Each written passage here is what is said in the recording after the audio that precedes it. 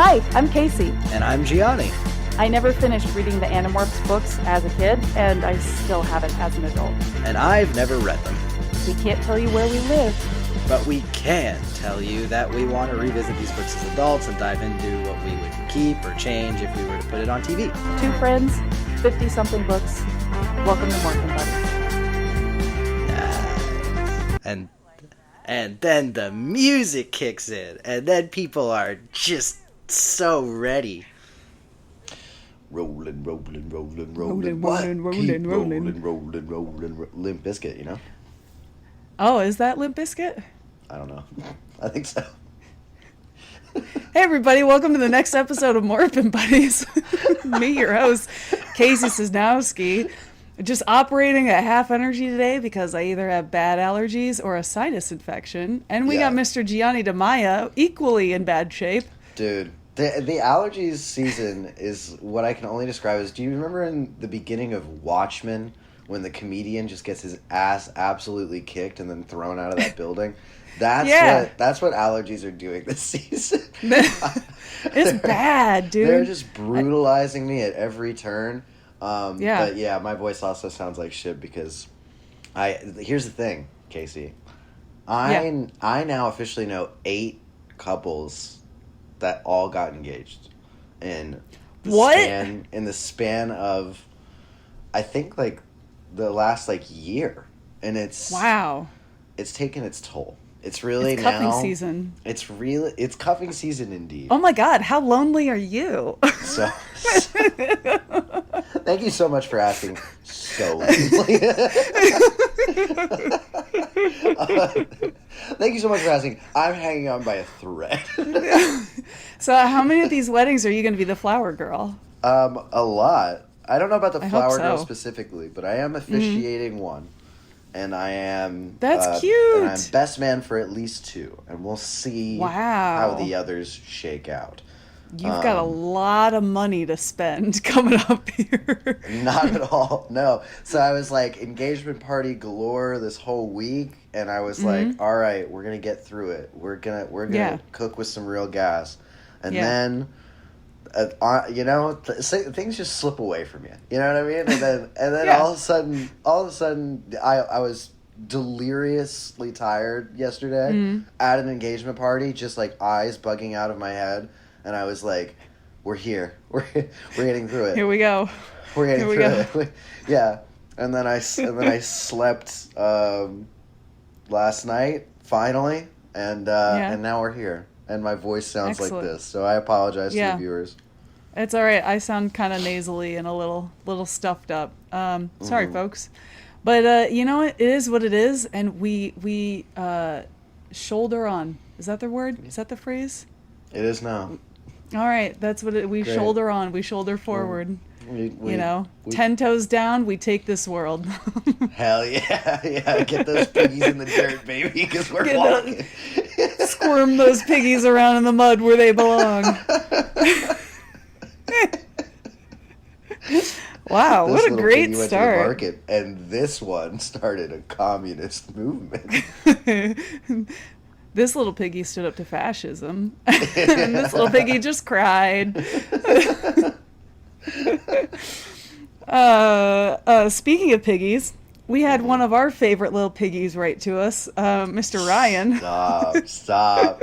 Ryan, I mean that in the best sense. Change the morphin buddies, who is what we call them when they email in. I'm changing it now to the morphin piggies. The morphin piggies. Our little morphin piggies. What did this one oink for us? What did little Ryan oink over there? This actually, if we go back a couple episodes, I remember we were talking about trash reality TV talk, and you're like, oink, oink, oink, yeah, give me more slop, oink, oink, oink. Yeah. Oink, oink, here's broccoli, no! No! I'll tell you what, I think I've said this before, but every single bit we've ever done on here, I have forgotten about it immediately after. And then I have to be reminded every time I listen to one of our episodes, and I'm like, oh yeah, that's right. That was fucking hilarious, actually. Yeah, it's pretty good. Sometimes, guys, I'm pretty funny. No one is more surprised than me. Yeah, same. No, I remember a lot of our bits just because I have to listen to these episodes multiple times to make sure the sound quality is decent and it's edited properly and all that. So they stick with me a little more. But yeah, every time, sometimes they just pop up in my brain now where I just giggle to myself and I can't really explain it to anybody else. It is. Yeah, I mean, what can you do? It's just giggle time, you know? We're little giggly goofers over here. Giggly goofers. We're little giggly goofers. So Mr. Ryan emailed us and asked, what are your thoughts on having The Pretender, Book 23, to be mashed up with the Andalite Chronicles in an adaptation? It could cut back and forth between the letter being read to Tobias and scenes of Elfangor doing whatever is being described. Hork-Bajir Chronicles might do something similar to that. Thanks, Ryan. Love That's a good idea, Ryan. That idea is so good that I'm going to pretend you didn't say it and I'm going to now steal it. No, you have to give him some credit. You know what I was thinking about, Casey? Yes. No, I don't. I don't. That's a morphin piggy. He knows what he's there for. He knows where he belongs. So, Casey, you know what I was thinking about, yes. actually? I was thinking about, like, a really good way to structure, I think, like, the adaptation would be, what if we took The Pretender and we kind of mashed it with everything that's in I forgot the name of the other book. The Andalite Chronicles? Yeah, that's exactly what. Yeah, I was thinking, like, what if we mashed, I think it would be really good, Tobias reading the letter and then cutting back to, like, some of the history of the Andalite Chronicles. I think it could be a really good way of framing the series. Wow. And that was an original thought that I had entirely on my own. Wow, yeah. Gianni, what an original and thoughtful and clever idea to do. You must be so smart to think of that all by yourself. I really think I might be a genius. You know what? You might be a biochemist with that level of brain power. Honestly, yeah. Many have said that. That, actually. Gianni, the biochemist / therapist. Many have said that. Many have called me. I wear many hats.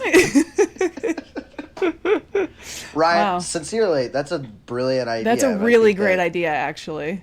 I think I have to write it down because I think that should absolutely be added to our sort of comprehension of how we would adapt it into a series, because I think that is exactly how we get around a lot of the issues that we had with The Pretender. Yeah, that's a fantastic idea, because it could be mainly focusing on Andalite Chronicles, or we could start with Tobias and then do flashback for Andalite Chronicles, and then as we're getting to the points where everything is starting to line up, then we can flash back and forth between this.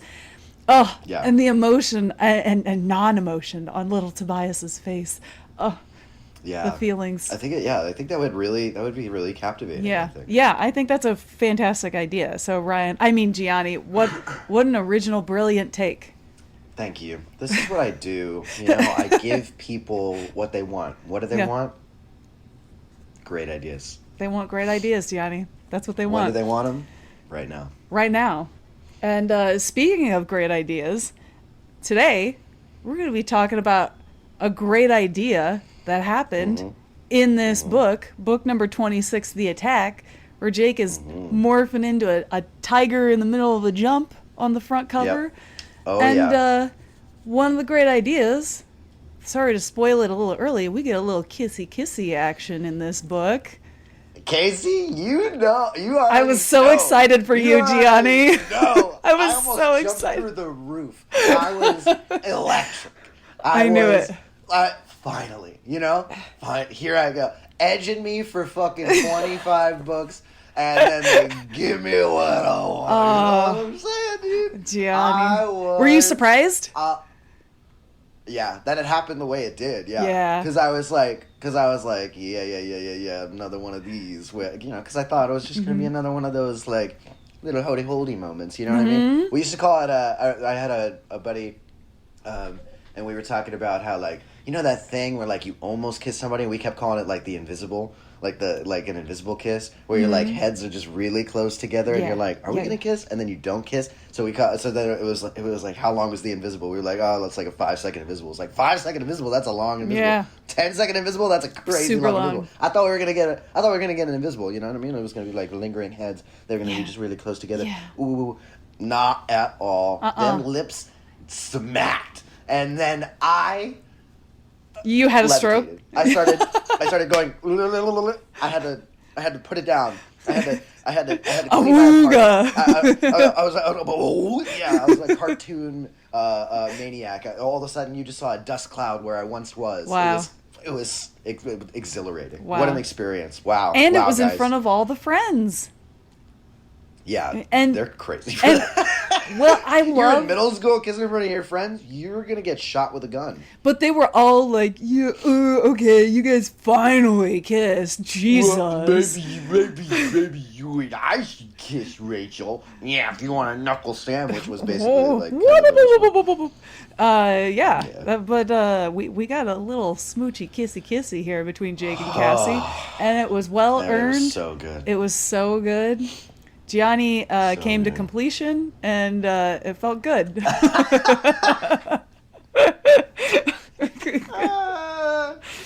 Now it's out in the open, you know what I mean? So thank God.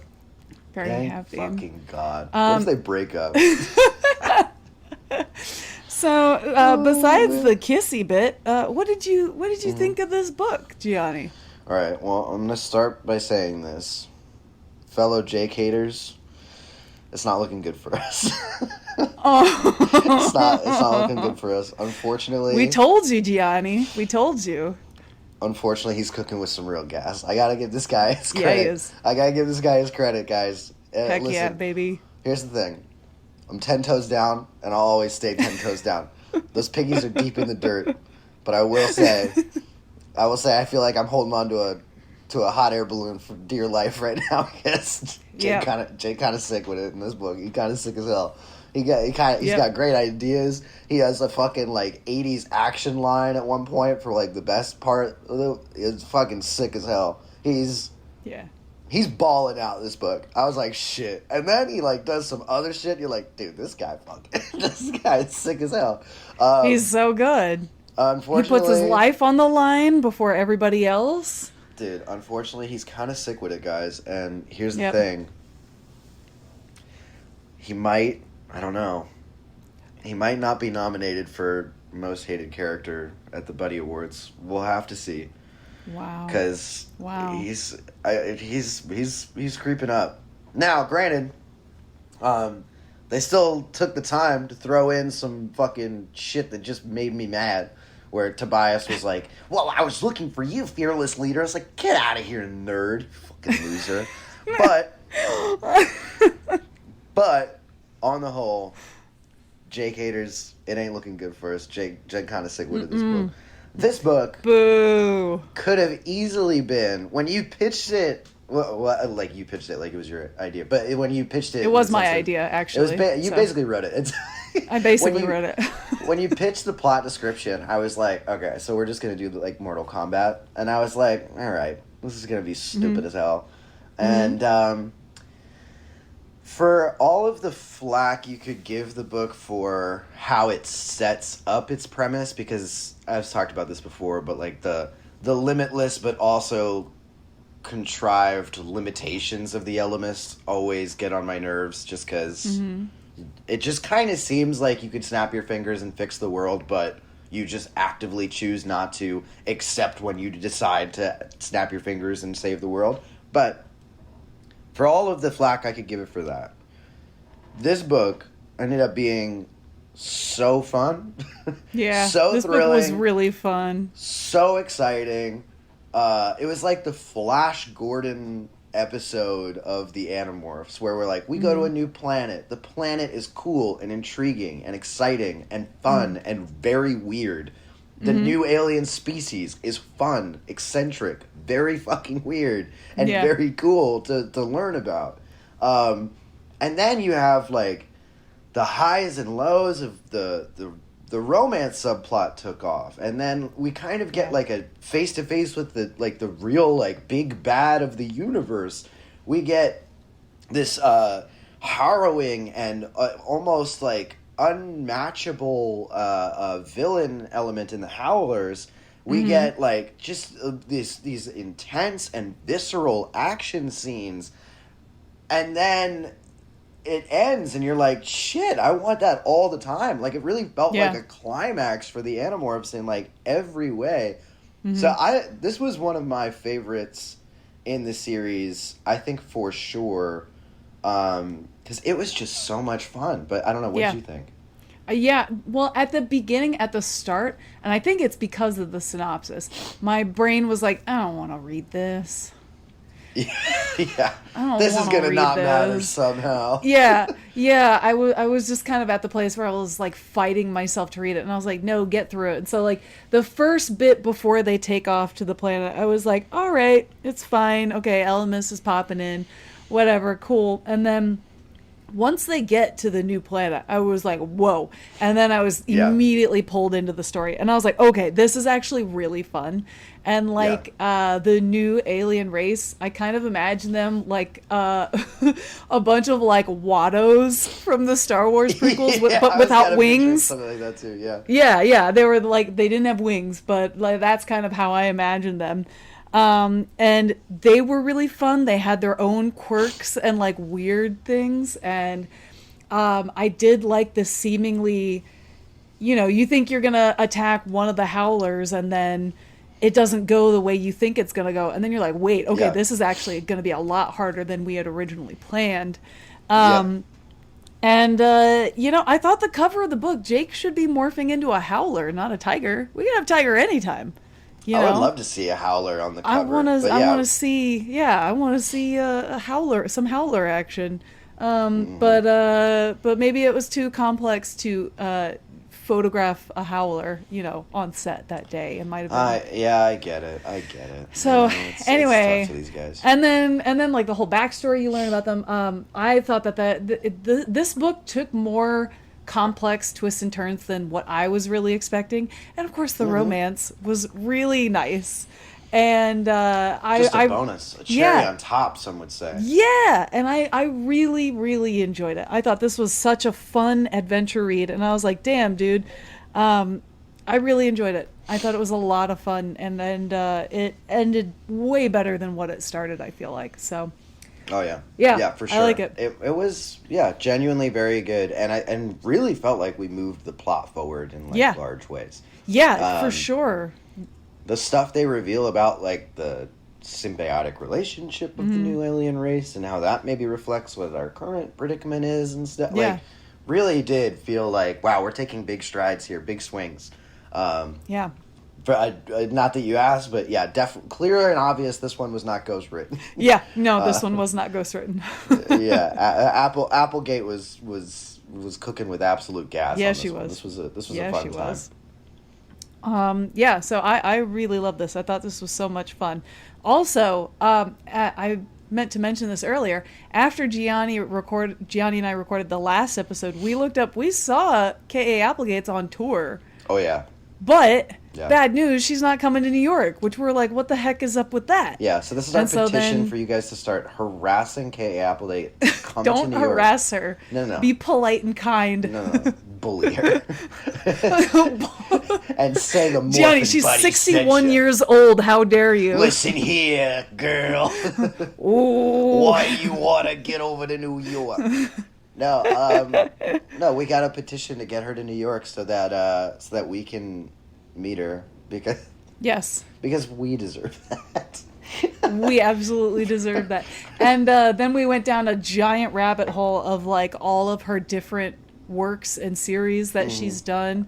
So I think the plan for this podcast, this is like super early for now, but I think the plan is, I think we're going to finish reading the books. Right. Then we're going to watch the TV series, which is 2 seasons. Right. Then I think we'll probably do Evermore, which is the other big series that she wrote. That was my Taylor Swift impression. Thank you. Oh, that was beautiful. I was going to say, are you writing a theme song to it? Because could be. You could could be. How original. Could be. I like that part where Bonnie Bear comes in. He says something unintelligible, but I love it. He's like, oh, can I think of what to call? Taylor Swift rocks, guys. Wow, that's pretty good. It sounds like... I know you're giving credit to Taylor Swift, but it sounds like you might have written that, Gianni. I mean, thank you for saying so. Yes, I did. Yes, I did. I knew it! Sold it to Taylor Swift. I said, you can have this as a treat. Wow. As a favor. And she said, thank you, my friend. That's exactly how she sounds. Yeah, that's her real voice. That's her real voice, actually. Yeah, when she's not in public, she's just like, "Thank you, Gianni." Thank you, Gianni. Speaking of voices, by the way, McLeod Andrews was on his absolute fucking bullshit with this book. I listened to this one on Audible, and let me tell you, that guy is a king. If you want a great fucking reading experience, that guy reading this book is insane. His voices that he busts out, he went for absolute broke, and this book rocks because of it. It's awesome. Props to you, McLeod. Definitely check it out. He's. I mean, I always hype him up every time he reads one of the books in the series, but this was his best work. He was on his absolute bullshit. It was crazy. Aw, good for him. Thanks, McLeod. That guy should go on tour, and he should come to New York. Hell yeah. Hit that Absolutely. guy up. I'd be down to see him. Get him on Excellent. the show. So I guess since we enjoyed this book so much, should we dive into the nitty-gritty details? Let's. I think we owe it to our fans. I think we do as well. They would love to hear it. So we begin in the mind and body and soul of a young Jake. He's sitting there. He's in middle school. He's not cranking hog as much as I did in middle school, which is important. Cranking hog? What is that? He was not jorking de peanuts as much as I was in middle school. Oh my god. Which could account for some of his misery. But he is watching The Lion King. It's some sort of school field trip. He's kind of describing where everybody's placed in the room. Some of his friends are around. Rachel's about to get her hand held by some guy, and she's about to break his fingies. Yeah. Because she's pissed about it. And then, who the hell gets sat next to someone at a school, like, field trip and is like, I'm gonna go for it. Like, hold her hand. What a psycho. Well, maybe they, like, knew each other in the class and he, like, had a crush on her. So he's like, I'm gonna do it. I'm gonna take her hand. Don't be a fool. Don't be a fool, this man. But, yeah, everybody's, like, you know, doing their thing. Marco's making some sort of joke, and Jake's trying not to giggle, and the Lion King is happening, and can you feel the love tonight? And then everything stops, and they're like, what's going on? Tobias comes down from the rafters, because he wanted to hang out and watch the show, too, of course. Well, no, he was like, somehow I'm here. Why am I here in an auditorium? And he's like, what is happening? Then Axe comes in. He's like, Prince Jake, what is happening? And then Jake's like, don't call me Prince. The Elemist reveals herself, if I recall, because it was like a little girl at first. Yeah. The Elemist took the form of a little girl with braces. Yeah, for no reason. Just wanted to see wanted what it was to like. relate. How do you do, fellow kids? Yeah, and then he starts explaining he does the most to explain what ultimately is very simple, which is that he's at war personally with this entity called Krayak, and they've been basically fighting for, however many millennia. Yes. And are at some sort of an impasse. Yeah. Where they now have to sort of take a step back and just kind of like invest into the different species that they will, and just kind of let the chips fall as they may. Is basically what it is. Now they've made some sort of deal where there is a particular alien race called, and I'll find it. It's in my notes somewhere. Iscort. Thank you. The Iscorts. What was the planet called? Because I don't have that either. Iscortlandia. Earth 2. Iscortlandia? Earth 2? Yeah. That's in parentheses. Earth 2 is in parentheses. Just so we're aware. I don't remember. Nailed it. I don't remember. So this alien race... The brain fog is real for me today, so... Krayak wants this alien race destroyed, wiped out. Yeah. And the Elamists obviously is advocating for life, because that's kind of the duality of this pair, is that one of them wants everything dead for some reason, and the other one wants everything alive for some reason. Well, it's also that this alien race has some part to play in the fight against Yerks taking over dominion over everybody, and the humans winning that battle. So the Krayak wants to destroy this race because he wants to take away that chance of the Yerks not succeeding. And the Elamist is like, no, we can't destroy this race because he wants to help the humans. But what part is that, Elamist? Oh, well, you'll see. Fucking this guy sucks. I hate the Elamist. He's such a bitch. Well, actually, the way that I imagine he talks in this scene, because he's a girl with braces, he talks like this, and he's got the braces in his mouth. Because he's a little girl in this scene. That's how I imagined, because they kept describing her like she had a zit on her chin that Jake focused on. Yeah, they did. And she had like she had like pigtails and braces. Yeah, and she's like, "Look, guys, you need to save the galaxy." Dude, it is insane. Like, watching you do that, watching the character take hold in your face, it's truly unreal. Well, here's the thing, because I had braces in 6th grade, and I also had to have rubber bands from, like, the front of the tooth to, like, my back bottom teeth. So I had those rubber bands that I had to switch out at every mealtime. And, you know, now I'm back on the Invisalign gang. What up? Hell yeah, brother. Yeah, I had braces as well, and then never wore a retainer, so my teeth shifted back. Oh, and no. Then, I was like, fuck this stuff. Listen, I didn't care until my jaw decided to shift, and then it became hard for me to speak, where I was like hissing out the sides of my mouth when I was saying S sounds. And when I put my teeth together, my teeth didn't actually touch except for the very back teeth. And my dentist told me, he's like, you're going to end up breaking your back teeth a lot sooner if you don't get them fixed. He's like, your teeth are going to break down very quickly because you're putting so much pressure on the back teeth, because A, they're the only ones that touch, and B, that's the only way you're chewing your food. How do you not chew your food with your front teeth? And I was like, I don't know. That's just how I live my life as an adult lady. And he was like, you need Invisalign, you need braces, you need to fix that, otherwise it's going to get much worse and you're going to have a lot of teeth problems down the road. And I was like, great plan. So then I went and got Invisalign, and then they said my insurance didn't cover it because I'm older than 18, so it cost me $4,000. Oh my God. Yeah. So, you know, making monthly payments as much as I can on a very small budget. But oh my God, I did reach the 1 year mark at the end of this past April. So and that's really what we're celebrating here. I'm almost done on my Invisalign journey. Anyway, that's my hell yeah, dude. Thank you. Yeah. That's my braces speech. Yeah. Okay, anyways, Gianni, back to the galaxy. Fucking kid. Yeah. Yeah, and then he turns back in his like Santa Claus form or whatever the hell, and then he's like Spanish or whatever. But yeah, he's just the worst because he just always explains the bare minimum, and you're like, what is with this guy? Yeah. But then he's like, here will be the plan. You will all go to this planet, Earth 2,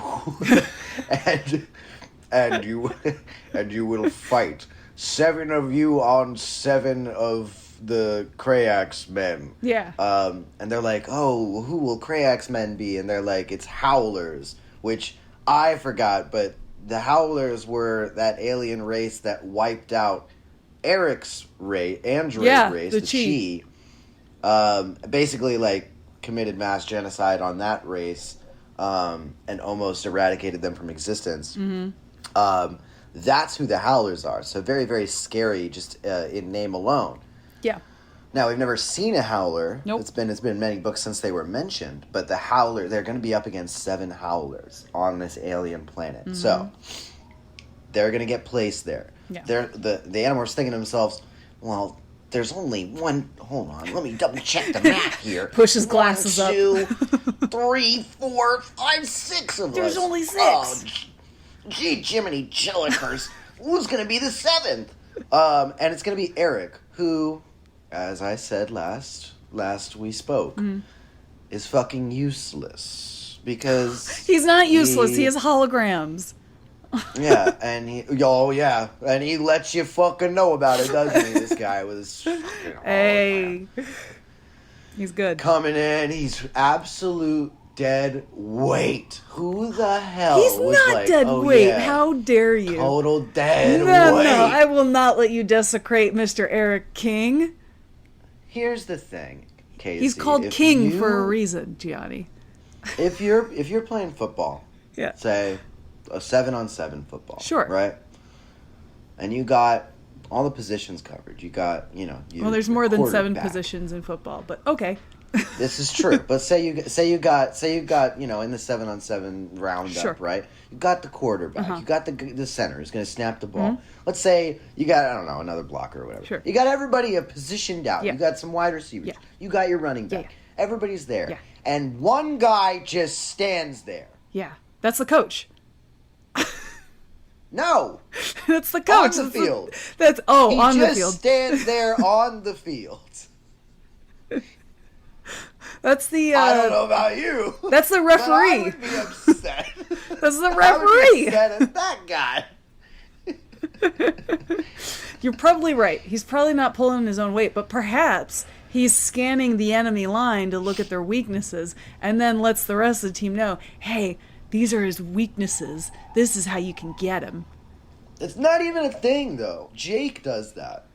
Like, Yes. this guy is dead weight, dude. A little bit. But wait, dead no. weight. He's the only one that ends up being almost immune to the Howler's screams.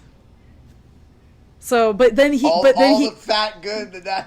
No, they tried to tackle him and he couldn't. No, tackle. he helps direct everybody where to. He's like, Rachel, dodge right, and Jake, attack from the front, and Tobias. Fat lot of good that did when they all were bleeding out. That was the first fight. They didn't know. Not being loud enough. No, he sucks, dude. Dead weight.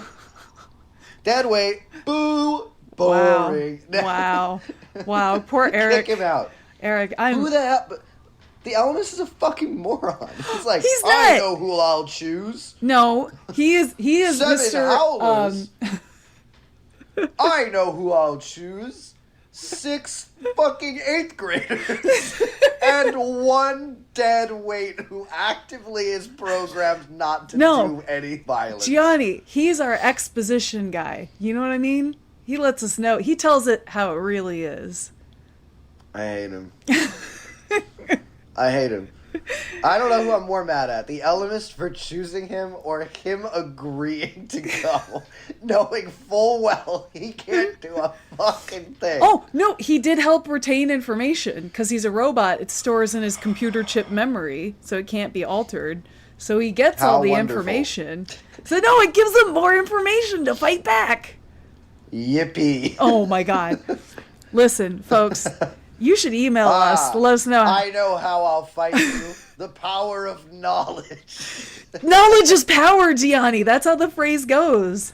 The more this you book, it know. Not this book, it ain't. Anyway, Elmas is dumb as fuck for choosing 14-year-olds and Eric King. And he's like... Yeah, and then they all agree. He's like, I'll let you guys make a decision. Back to the Lion King. And then they get put back into the Lion King, and they're like, well, that was weird. Yeah. And then they couldn't even focus on the beauty that is the Lion King. Because now their brains are all filled with, like, world-ending consequences should they not accept this mission. If they said no, who do you think is the Elemist's backup team? Is Bill Clinton a part of it? With that saxophone playing skills? Yeah, absolutely. Bill Clinton. Gotta play that Careless Whisper, you know what I mean? That's how you get them. That's how you fight the Howlers. You play Careless Whisper. No, it would probably be like Bill Clinton, Shaq, I don't know. Michael who else is Jordan. popular Michael in Jordan. The late 90s. Yeah, Michael Jordan's still popular in the late 90s. Yeah, for he, sure. He probably just got back from his comeback. Yeah, you know, he failed at baseball and he's got nothing else to do, so... Yeah, he did 96, 97. Leonardo DiCaprio? He was showing out. Perchance? I know he's a child, but he can't be any younger than what the animals are. What is with the Elemist in choosing... That's what I'm talking about. Choosing children. He- Yeah.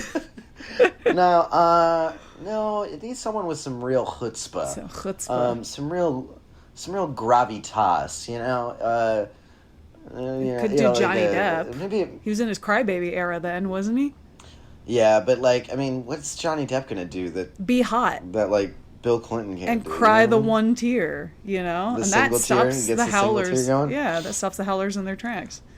Yeah, that could be it. If you have ideas for Dream Team, the B Squad, the B Squad, email into the Morphin Buddies because we want to hear everybody's B Squad ideas. But anyway, so they go to this planet. To talk a little bit about the planet itself, Earth 2, as we, of course, all agree, is its name. Yeah.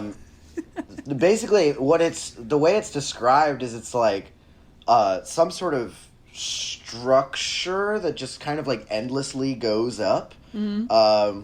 It's a bunch of these weird little critters who are all trying to sell something. It's like just the worst. Yeah, like just the nightmare. Worst amalgamation of and they're all very odd things. They're all trying to sell like some sort of like memories, and then organs. They're offering to buy memories and organs and body parts off of all of our heroes here. Mm-hmm.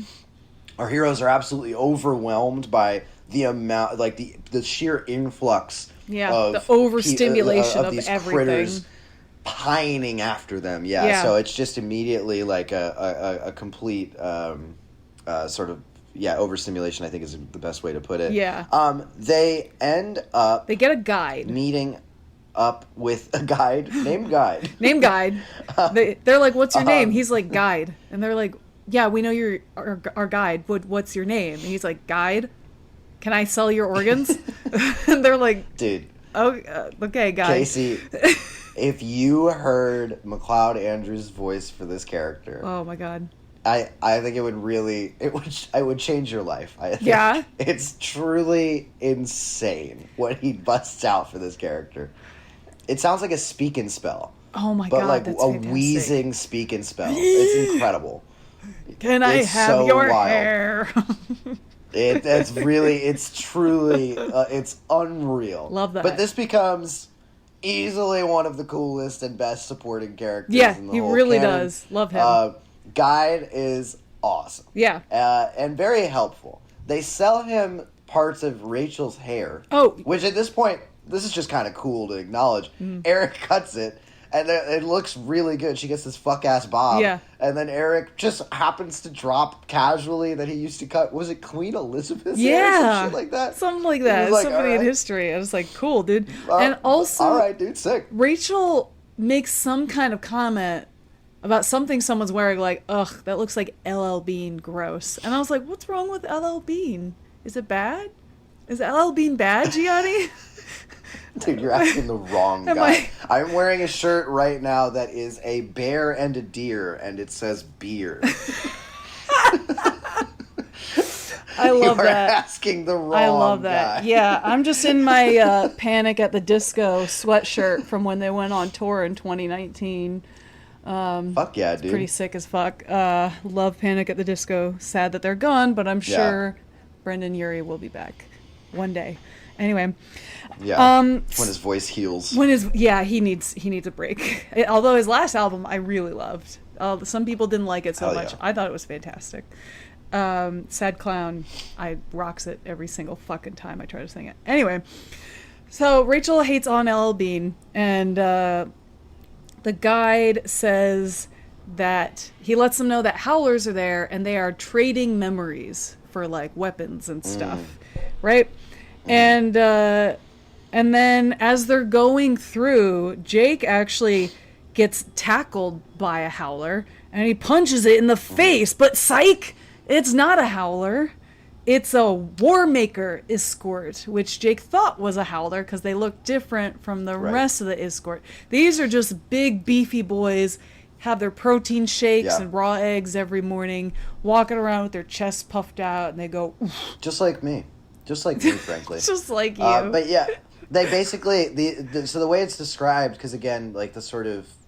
What I gathered from the kind of like science fiction world building of the society was it was like, whatever your whatever you're heavily invested into is kind of like the persona that these creatures seem to take on. Yeah. So like these guys specifically just buy the memories of war and fighting and infighting from all alien races across the galaxy that come to this planet. And so I've just completely like concocted an entire persona that's just dedicated to basically sort of enacting and then trying to then collect their own memories from their own fighting to then sell to their own war. So it's just this sort of like big cycle. Incestuous Capitalism. cycle of just profiteering off of this war. Yeah. Which could be an interesting allegory for perhaps what we see in our everyday lives. But nay, let's not think. Let's not dilly or dally. Let's move forward. So, they keep having to fight these little guys off. But it's not really that much of a challenge. Like these, no, they're like, oops, they're my big bad. for their race, but they're just like little. They shuck them around. Yeah, and then they see one. They actually see a real one. They catch one. They see a howler in the distance. Yeah, Jake gives him eyes. Like, oh fuck yeah, it's going down. Yeah, yeah. And then everybody, our whole group, they're feeling a bit penisy. Cocky, right? There we go. You like that one, guys? Yeah, that's pretty good. They see this howler, they go, oh, we fucking got this in the bag. Yeah, Jake's like, it's 1 on 7. Himself? Let's get him. Which is not true, Jake. It's 1 on 6. Why? You brought dead fucking No, weight he can make holograms. He can think. Oh, look over here. Wait, he's also not dead weight in this battle. As mentioned before, he does help them get away and like figure out where they can go because they're blind once this thing screams and howls. So yeah, he talks. Congratulations, this guy. He thinks. He uses his big brain time with his noggin. So Jake's like, everybody battle morphs. Everybody duck down, get in your battle morphs. Let's go. And so then they see him, they lock eyes, and then Jake's like, rawr, and jumps on him. Yeah, they rush this thing. Thing and immediately get fucking beat to all shit. Yeah. Jake is immediately like bleeding out on the ground, watching all of his friends just get clowned by this thing. They get absolutely pumped. They get dog walked by this thing. But like, what is the thing that stops them in their tracks to where they can't fight him, Gianni? What does it do? What does the howler do to make them blind? The power of love. No, it's the power of screams. Howler howls. The howler howls, if you can believe Yeah. it, and it lets out this shrieking sound. Axe immediately runs away at the sound. Yeah, which was bizarre, weird. Which is important for his little character arc. Yeah. But then everybody else is like sort of entirely like deafened and they can't blinded. They can't like, get their all senses brains kinda to go out. focus. Yeah, they're all over the place, just scatterbrained. Yeah, it's like a flashbang goes off. Flashbang, perfect. Jake gets stabbed in the throat. They narrowly get away, and then he's just bleeding out the whole fight. It's really like what I had written down. He's like, he doesn't really get to do anything. No, he's just bleeding out. Yeah. Now, for a Jake hater at the time, Jake was not sick-witted in this book quite yet. He was fine, but he wasn't quite sick-witted. At the time, I was like, get him, yeah, bleed. Get him. Yeah, bleed. Drag his body away. Yeah, bleed, sucker. So Jake passes out. He wakes up, and everybody's fine. And he's like, what happened? And they're like, well, the howler didn't die. He just kind of walked away with our asses. So, and then Cassie hugs Jake from behind, which I was like, oh, cute. And very intimate moment. And they hold hands. And then there's a moment where Jake is like appreciating it. And then in the book, he says he pushes her hand away. Like, ugh. He's like, aw. Weirdo. Weirdo. But probably because he got a little excited. He could have got tee. So listen, I was in middle school. I know what that shit was like. A fresh breeze could have erected me, dude. So I get it. You gotta get that hand off of you, dude. So then they decide. They tell the guide. They're like, "Hey, guide, we'll sell you our memories. That doesn't erase them, right? It just copies them. And he's like, oh, yes, it just copies them. We do not completely erase them. We just make a copy for ourselves. And they're like, great, we will give you our memories in exchange for all the info you have on the howlers. And he's like, whoa, this is such a great deal. Wow. Yeah, because this could make him really rich, as we super kind of rich. gathered. And so we give all the howler memories to Eric so he can store it in his computer database. And Eric goes through them like short circuit number 5. He goes through the dictionary, he goes, blah, blah, blah, blah, blah, blah, input, and he tosses the book behind him. He has all the knowledge now. And we discover that the Krayak created the howlers. So he made them. And we find out that the howlers are all little babies. They're actually they're little babies. They're not full-on adults. This I will say confused me because they are described as having a lifespan of 3 years, and then at the same time they're also children. Yeah, and I was like, how much of are they really children if they only live 3 years? Like if you're alive 1 year, you're 33. Mm-hmm. You know what I mean? By like an average lifespan standard, then I'm like, I'm not describing you as a child. Well, so I think what it is he ends up killing them once they're 3 years old, right? Before they can become adults. Isn't that what it is? He kills them. I think he kills them before they become adults. That. Yeah. I think that's that. My brain fog may be wrong. Please correct us in the emails if I am incorrect. But I'm pretty sure the Krayak kills them before they become adults. Because he wants to keep them as children because they don't know any better. So, got it. And then they will only destroy. We have a whole conversation with Cassie and the rest of the gang about Nazis and how the Krayak. Yeah, this was rich stuff. Coming from Cassie. I knew you were going to say that too. I knew you were going to say that. She was like, fuck you, dude. You almost let one go. Loser. Almost. And... And then I thought it was a really interesting conversation. Again, I didn't take enough notes, so in my brain fog isn't remembering all the details, but I thought it was a really interesting conversation. The more important thing that we drive to is we end up asking Guide more about his species and culture. Yeah. Because he lets something slip that he has to go feed real quick. Mm-hmm. And everyone's like, what do you mean? And he goes, every 3 days I have to leave this body and recover from Kandrona rays in a pool. And immediately everybody's like, oh my god, he's a fucking Yeerk. Like, we're trying to save the Yeerks. Now, what we find out is that this species, as Guide explains, has a full symbiotic relationship with the host body. Mm-hmm. In a sense, both need each other to survive. Yes. And they live perfectly in harmony, understanding and acknowledging that this is a necessity for their way of life. Mm-hmm. So, in a sense, they are exactly like the Yeerks if the Yeerks were good guys. Yeah. That's basically what it is. If the Yeerks had figured out a way to have an entire species that 100% needed them with this symbiotic relationship in order to survive.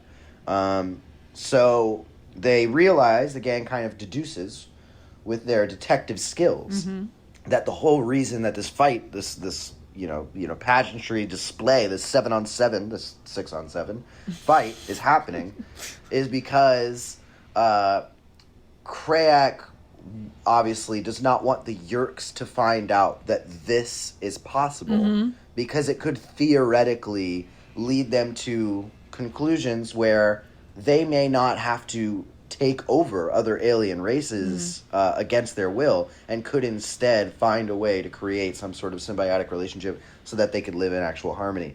And the Elemis obviously wants to preserve this fact because if the Yeerks were to figure that out, then it could potentially save many other alien races from suffering at the hands of the Yeerks. So, with that deduction carried out and underway, we will now use none of that information because it's just good for the audience to know for later.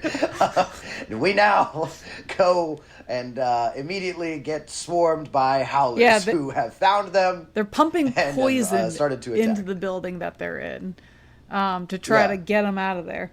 So Eric other point of thing, just wanted to get it out there that I remembered. Part of what Eric notices in combing through the Rolodex of memories of the Howlers is they have a hive consciousness where they all share memories. Yes. Of all the race spanning back for many, many eons and decades. Mm-hmm. But 2, they also have never lost. Yes. Or at least that's what they think. Wink. Maybe this will come back later. Wink.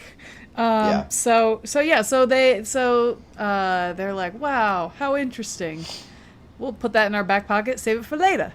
And then they find poisons being pumped into the building, and it's because the Howlers are trying to smoke them out. And they're like, get out of there. And so Eric, there's 2 windows in the room, and Jake is like, Eric, I'm going to make a hologram of us escaping out of this window, and then 3 seconds later, we're all going to escape out of this window. So they go that way while we go this way. And that gives us a little bit of time to get away, so we don't die quite so much. And Eric's like, I'm on it, boss. And so you got it. He makes the hologram, and the Howlers follow them, follow the hologram, and they're like, wait a minute, and then they turn around and they follow the actual Animorphs. But then our Animorph gang realizes if they hide within the Escort, the Howlers, because of the rules of the Krayak and the Ellimist, the Howlers aren't allowed to attack or hurt the Escort. So if the Animorphs can hide within them... Rules of engagement, baby. So if the Animorphs hide within them, they can be safe for a temporary time. So so then they all... they're running away from the Howlers. Howlers are chasing them. They all get separated, and they're fighting. And then Jake lures a Howler to fall off a cliff. He, makes him run through a shrub as Jake is flying as a peregrine falcon. And the Howler goes through the shrub and he falls off the cliff. And Jake's like, I'm following you. Jake does perhaps the coolest thing in the entire series at this point. This was super cool. Makes the active decision to demorph so that he can grab the Howler, acquire it. Then he says some fucking awesome mic drop shit like, tell Krayak I said hi, as the thing plummets to its death and he turns back into a falcon and flies back up. Sick as hell. This was super cool. Super cool. And then Jake, while he's down there in this now canyon and thinking about all of his friends, he thought he saw Cassie, he wanted to help Cassie because she was super hurt, but he had to leave her in order to get this Howler away. So now he thinks she might be dead. And he has just a big old think about the cycle of violence and how it just never ends. And violence just begets more violence. And it's so sad. And then Tobias flies down. He's like, hey, Jake, there's my buddy. And Jake's like, hey, is everybody okay? And Tobias is like, well, why don't you come on up and find out for yourself? And Jake's like, all right. And he comes up and he demorphs. And who's that? Who's that across the way, Gianni? Cassie. Could that be Cassie? And they just start slow motion running towards each other. I'm not in love. So lost without you. But never right. Believing for so long. And Cassie, slow motion, leaps like spider monkey jumps onto Jake. They twirl dramatically, and their lips touch, and tongue is everywhere. And they're spinning and licking and kissing and just so dramatic. I don't like the licking. Well, I don't like the licking. Gianni, I was there. So, that's what happened. Right. I was there. Right, of course. Right, of course. A lot of tongue action. Remember, I wrote this book. This is my original idea. Anyway. Yeah. And everyone's like, well, that's around time. Yeah. Ba-da-ba-ba-da-ba. Romance. And then... then Marco's like, Rachel, you want a kiss? And Rachel's like, I'd rather eat shards of glass. And do you want your throat cut? How about that? That would be an option. You want to die today? Yeah. So Jake reveals that he's found the Howler morph, has everybody sort of gather around him in case he loses control, turns into the Howler. I think this is actually where they figured out that they were children or whatever. Yeah. Jake's like, and then they feel bad about it. And I'm like, and they're like, what do you mean? They're just killing machines. And Jake's like, but they're just kids. They don't know any better. Fuck that. I don't give a shit. No, you should be mad at the indoctrination of our children, Gianni. shoot him with a gun. Listen, the Gianni Elvis could have brought just 7 military men with drones to strike these fuckers out, and instead, well, they didn't have that stuff. No, the oil in Afghanistan is more important. We must instead leave them to their devices and take these 6 children and 1 useless fucking robot. Yes, that's exactly how it went, Gianni. Fantastic. Yeah. the Elemist. So many plans. So many plans. He knows everything. The Bush era is about to revolutionize this country. We cannot take United States military officers. So Jake is like, wow, they have a collective memory and they're children. They've been indoctrinated this whole time. Oh, I feel bad for them because this is all they've ever known. It's so sad. So then Jake decides, we're going to do a trap. I'm going to lay my trap card out and we're going to do it. And Axe is like, I don't know if I can do it. I'm a shame to my society and my race and to all of you. How could I have run away in that first Jake's battle? Like, snap out of it, silly. The Howls made you run away. It was not your fault. That's right. I am your prince, and thus is my decree. And then they Axe kiss. Is like, you're right. And then they kiss. And then they kiss. No, they didn't kiss Gianni, but it would have been nice. They could have. They could have. Absolutely. He could have done little nose kisses, just wiggling the noses Anything's on together. the table now, baby. Anything's on the table now. We're cooking with some real gas. Who knows who kissed next? Ooh. Could it be Marco and Jake? Ooh. Who's to say? Let's do it. Let's do it. I hope. I can only hope. We can only hope. So, then Axe goes to distract the Howlers. This is part of the plan, right? Axe goes to distract them and say, hey, guys, look over here. Yeah. Come and get it. Come and get it. And then Jake morphs into the Howler. Mm-hmm. And he transfers his memories of the Howler falling and dying into the collective Howler memories. And they're all like, oh my God. We can be defeated. We can be defeated. And then they disappear? Do they just poof or do they go away? Well, so what I gathered was Krayak has to kill them before the collective memories can get into all of the others. So he kind of, he does his little wave a wand and poofed him out of there. Yeah. Then, in some sort of liminal space between wake and dream, Jake comes face to face with Krayak himself and the Elemist, who's just there. Yeah, and, he's like, what's up, I'm here. Krayak... And if you didn't think McLeod Andrews could have another coolest voice of all time, think again, because this fucking voice was insane. Cool. And Krayak is basically like, well, little Jake, I heard you bitched my boys. Guess what? I'm gonna fucking find you and fucking end your life. You think this is a vague threat? You think you're in middle school? Think again. You're fucking in my house. Is what you are. You're dead. I'm dead, buddy. I'm gonna murder you and your whole family, bucko. Yeah. And then Jake's like, yeah, well, whatever. Meanwhile, this guy could just snap his fingers and Jake could be obliterated to dust. Yeah. I don't understand this. Anyway. Yeah. But anyway. Doesn't matter. Yeah. He's like, you're going to be looking over your shoulder. We're going to see each other again, pal. And Jake's like, all right, bring it, buddy. And then Jake's also like, but can we snap back to reality? Can we kiss first before you Hell yeah, get dude. me? And the Krayak's like, not yet. Krayak and the Elemist could maybe kiss too. Yeah, can we all do it? Can we do a 3-way kiss? Gonna be the 3 of us. Yeah, you want some big Santa Claus action? And then they're like, not yet. You're not of age. We are much older than you. And Jake's like, all right, dang it. If you say so. He gets flipped back, snaps back to reality. And there goes gravity. And spaghetti. And and he realizes that he morphs into Howler again, right? And he searches through their memories and he can't find the memory of the Howler that died, that he killed. Yeah, he was able to wipe everything, but he left something behind, and it was a memory that Jake had of him embracing and kissing Cassie. That's right. And he goes and he says to Krayak, he's like, "You missed one. You missed one. You missed a little thing." Yeah.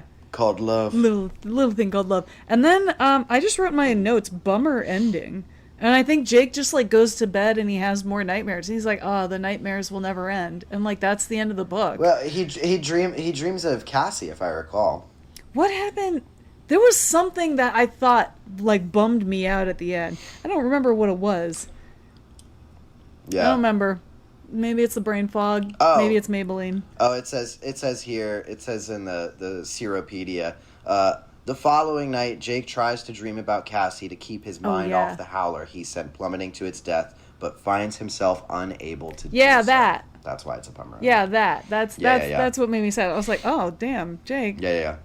Thank you, Seropedia. You've saved me many a time on such a podcast. Thank you. But yes, yeah. So that's kind of the end. It's a rapid resolution, as I'm sure we all figured it would be. Just given the stakes and the craziness of the whole of the book, we have to just immediately sort of snap back and whatever is what it is. No one gets to comment on Rachel's fuck ass Bob.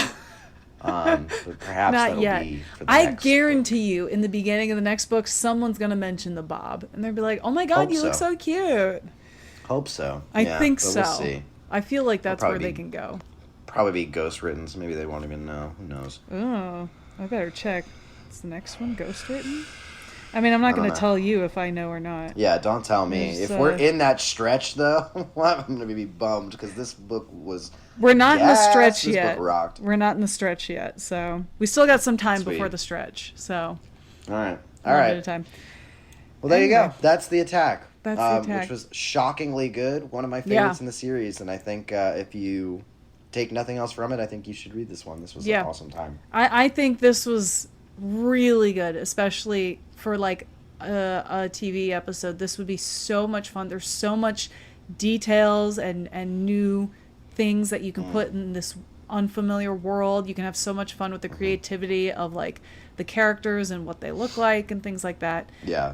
I think we should just keep all of it. There's not really any parts 100%. That I thought needed to really be taken out. 100%. Yeah. This is an absolute like season finale, like all gas, no brakes. Yeah. Like this is just an absolute unit of a time. Yeah. The only thing that I would maybe change, and I have to see how the rest of the series shakes out. But because there's so much lore dumping at the beginning of this, I would consider doing like a prologue. Maybe doing like, I would actually say like some of that stuff could be trickled in if like, you know how like every episode of like Better Call Saul or every season of Better Call Saul begins with like the current state of affairs with Saul Goodman, and then it goes into the flashback stuff which is the bulk of the show. Yeah. I would almost consider doing something like that where you kind of have like, I don't know, like every season starts out with the Ellimist like divvying out like a little bit of information about like the overarching sort of war that he's been at with Krayak over the expanse of the galaxy, just to at least prepare us for the inevitable outcome where Krayak is ultimately the big bad of the whole series. Yeah. I think that would kind of set the stakes and also help with divvying out the exposition over like more time. That would be the only thing I consider changing. Everything else is like all gas, no brakes. Let's fucking do this. And wherever it lines up, this has got to be like some sort of season finale because this is an absolute climax, if ever there was absolutely one. A mid-series climax. Even with the note of ending with Jake trying to dream about Cassie and only seeing the death in his dreams. What a note. Like, what an exciting, fun episode. And then to end on that cold reality reminder, of like, no, this is real. This is war. Cause and effects. And unfortunately, we won't be able to look away from it sometimes. So exactly. It's brutal. Who would you have to play the Ellimist and Krayak, actor-wise? Santa Claus. No. And no, I guess it depends because like the Ellimist just like appears as like kind of like a Father Time type of figure. I would have chosen like Christopher Lee. He has that like vaguely sinister but also mystical wiseness about him. But unfortunately, R.I.P. Christopher Lee. We could do Ian McKellen because that would be fun. Could be. But he's such a good guy, And the Ellimist, I think the most interesting thing about the Ellimist is that You're never real like, even though it's pretty obvious now at this point that the Elemist is obviously on the side of the light, so to speak. Yeah. He is very mysterious, and I think always has the potential to be bad, to do bad things. With his ever expansive knowledge, so I think that the thread of that and the casting, I think, is also important. Yeah, Ian McKellen's just so nice. He's very nice, so kind, so lovely. I think, for me, now these are kind of wild cards, but hear me out. I think a good Ellimist actor would be Michael B. Jordan, even though he's a little bit younger than. But like, who's to say the Ellimist is old? Crazy. You know what I mean? That's crazy. And I feel like Krayak could be Jeffrey Dean Morgan. One, because I love him. Two, I think he would kill it. No, that one makes a lot of sense. Yeah. I think like a Clancy Brown, like pretty much I'm just looking for Orson Welles, but again, R.I.P. Orson Welles, but yeah, something like that. Michael B. Jordan's a crazy pull. Yeah, but I think he could do it. I love Michael B. Jordan. He's love great. Michael B. Jordan so much. He's great. But that's a very different image for the Ellimist. Yeah, exactly. But I think that, people aren't really expecting that. But I think he could pull it off. I think that would be something totally out of thin air that he could explore and really find something interesting. Interesting. Yeah. Yeah. I think it would definitely reframe a lot of how you would have to write and characterize that character. But yeah, it could be very interesting. Yeah. Yeah, that's exciting. That's interesting. Yeah. I think he could have fun with it. Yeah. Those are my picks. Should I look at the next book here? Yeah, let's look at the next book. The Exposed. Is it called The Exposed? Yes. Okay. Book 27. What the fuck is this? Are you out of your fucking mind? I was hoping for that reaction. Oh my god! No way! What the fuck is this? What is it, Gianni? Dog. No, that's a squid. The craziest cover. That is the craziest cover we have ever had. Dude, what the fuck? This is insane. Who's on the cover there? Insane. What is that? Holy shit. Well, okay, so it's Rachel. Mm-hmm. And she's clearly swimming. Mm-hmm. And she... The second image is like, not too crazy. Do you see the double arms? Look at her arms. Yeah. And then, holy shit, goes immediately into Twilight Zone. Yeah. The third image, she's like some sort of cursed doll. Yeah. That's melting alive. The fourth image, with the nose, the face looks like a little baby doll, and then everything around it could not be more dystopian. Yeah. It's just outright Cthulhu happening. Yeah. My brain feels like it's melting staring at this. Yeah. And then she's a giant squid. Oh my god, this is horrifying. Yeah, that's pretty scary, huh? This is the craziest one that we have seen thus far by miles. Yeah, this is pretty good. Wow, that's wild. Yeah, that's fun, right? Holy shit. That's fun. The technology is getting better. Dude, the gasp that I gusp could not be described in history books. The gasp wow, that that's you unreal. gusped. Oh my god. What's the tagline say on there? It says they thought they'd seen it all. They were wrong. I think that applies which to is you. True when you look at this cover. That's so accurate. Yeah, I did think I'd seen it all, and then I saw this. Holy shit. This is pretty good. Wow. What do you think? What do you think it's about? Before I get into the summary. The Exposed. I mean, jeez. Well, I mean, something to the effect of we're gonna use a giant squid. So where's she gonna get a squid? Maybe we're going to like deep ocean. We're going to the deep sea. We're gonna explore the Marianas Trench or something. We're going deep sea diving for some sort of covert op with the Yeerks. That's my only real guess. All right. Well, this is the description. The Animorphs and Axe have one true ally in their battle against the Yeerks, the Chi. Mm-hmm. So, when they discover that the Chi, including their friend Eric, are in trouble, they have no choice but to help. But the cheese problem is much deeper than anything the kids could have imagined. It's hidden in the ocean. So far down in the ocean that no human has ever traveled there and survived.